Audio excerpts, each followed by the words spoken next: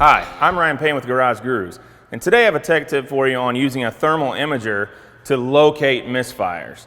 So I'm going to be using this thermal imager that connects right to a cell phone. So they make them with different cell phone connections. They also make standalone units, handheld, and ones that actually have a screen built into them.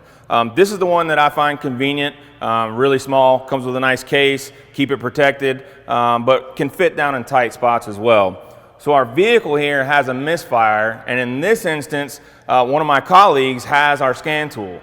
All I need to know is to locate where it's at real quick so I can do some basic misfire checks. And without a scan tool, I don't know which cylinder it is. So we're going to use this thermal imager to see if we can locate which cylinder is actually misfiring without the use of a scan tool. Let me go get this thing fired up and we'll take a look.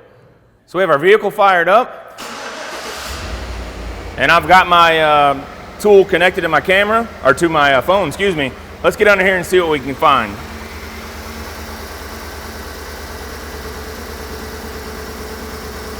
And we look at this, and it's almost immediately evident. I can see that cylinder. You see that the exhaust manifold's glowing there. I'm at 180 degrees. I can move this thing back, 170 I think we saw there. We go back to the rear one, 180 there as well. But we come back to this number one, and there's nothing there.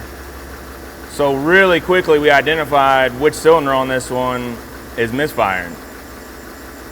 So let's go ahead and shut this off. I think you can see how quickly we identified the misfiring cylinder there using our thermal imager. So hopefully this helps you in the future. So I'm Ryan Payne with Garage Gurus. Hit that subscribe button for more videos like this. Smash that thumbs up button. And for more information on Garage Gurus, visit us at garagegurus.tech.